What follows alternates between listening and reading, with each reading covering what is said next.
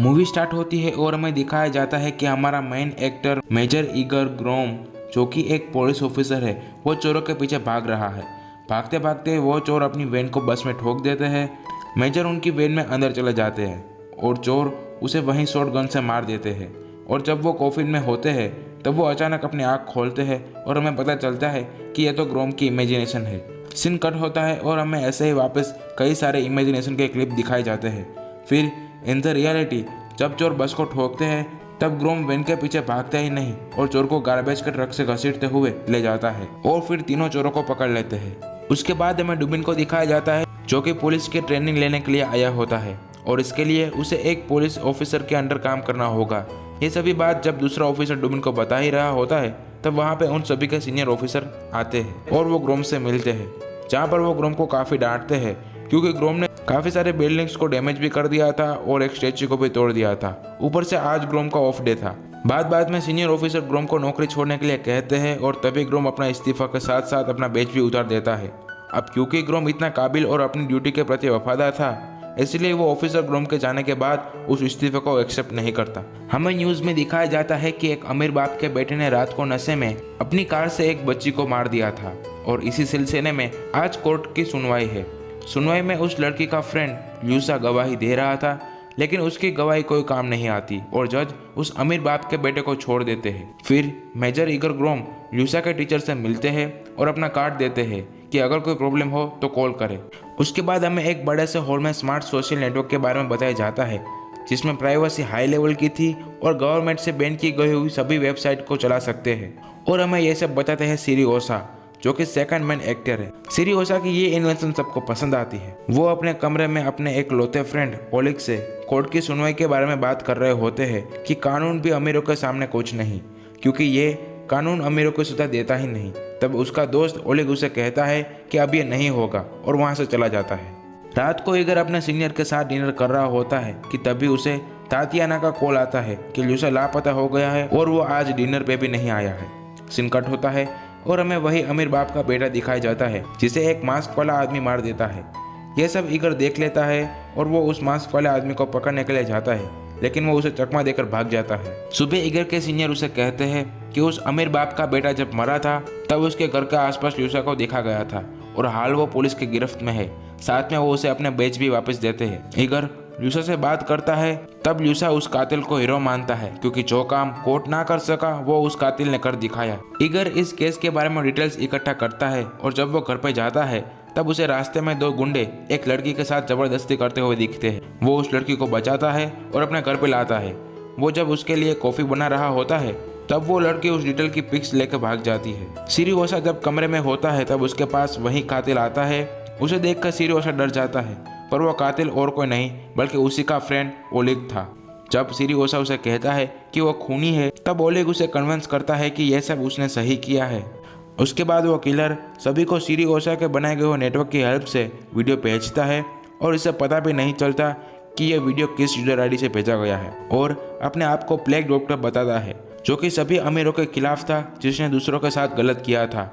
और ऐसे ही वो एक और अमीर लड़की जो कि एक बैंक की ओनर थी उसे भी मार देता है। अब क्योंकि इस लड़की को हर कोई नफरत करता था, इसलिए ये किलर और भी ज्यादा पॉपुलर हो जाता है। ब्लैक डॉक्टर के केस के सिलसिले में ईगर को हटाया जाता है और एक नए ऑफिसर को रखा जाता है। उसके बाद ईगर और डुबिन को साथ में 12 रेफ्रिजरेटर के चोरी का केस दिया जाता है। फिर ईगर एक आदमी से मिलता है और उसके पास से कुछ नामों की लिस्ट लेता है, जिससे कि वो ब्लैक डॉक्टर के बारे में कुछ इन्फॉर्मेशन इकट्ठा कर सके।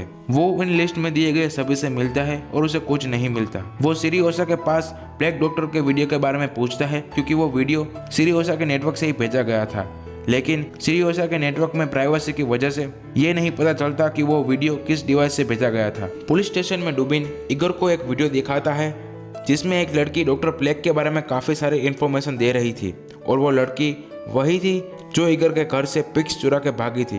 उस लड़की का नाम यूलिया बताया जाता है। ईगर यूलिया के घर पे जाता है और उसे वार्निंग देके आता है, साथ में वो उसका लैपटॉप भी बिगाड़ देता है।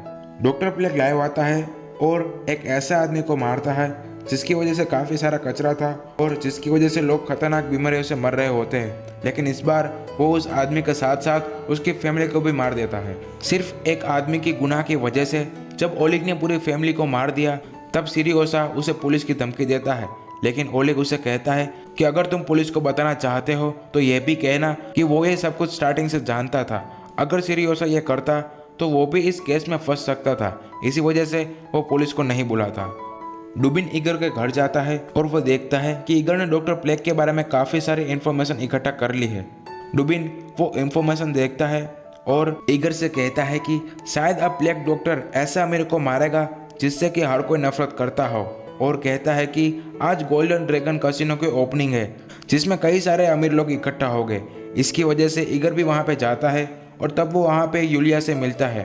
दूसरी ओर डुबिन को वो नया ऑफिसर पकड़ लेता है और उसे ये उगलवा लेता है कि ईगर अभी भी ब्लैक डॉक्टर के केस में दखल दे रहा है। कैसीनो में अचानक ब्लैक डॉक्टर का मास्क पहनकर कुछ लोग अमीरों को मारने के लिए आगे आते हैं। तब सीरियोसा उसे रोकने की कोशिश करता है, पर वो लोग उसे भी धक्का मारकर नीचे गिरा देते हैं। तब ईगर सीरियोसा की जान बचाता है। तभी वहाँ पर वो ऑफिसर पुलिस के साथ पहुँच जाता है और सभी को बचा लेता है। साथ में ईगर से कहता है कि तुम सस्पेंड होने वाले हो। जब ईगर बैठा हुआ होता है तब वहाँ पर यूलिया आती है और ईगर को उसकी फाइटिंग वाली वीडियो दिखाती है और ईगर गुस्से में उसका फ़ोन तोड़ देता है। ईगर वापस अपने सीनियर के पास जाता है और अपना इस्तीफा दे देता है। उसके बाद ईगर और उसका सीनियर ऑफिसर डिनर के टाइम थोड़ी इमोशनल बातें करते हैं। इसी वजह से ईगर यूलिया के घर पर जाता है और उसे नया फ़ोन ला कर देता है। ईगर यूलिया के अनाथालय जाता है क्योंकि वो 2 दिन से लापता था। वहाँ पे उसे पता चलता है कि सीरियोसा भी यहीं पे बड़ा हुआ था और अभी वो इस जगह के लिए दान भी देता है। वहाँ पे टीचर उसे बताती है कि सीरियोसा का सिर्फ एक ही दोस्त था, ओलिग। ओलिग बड़े होकर आर्मी में चला गया और सीरियोसा ने अपना खुद का नेटवर्क बनाया।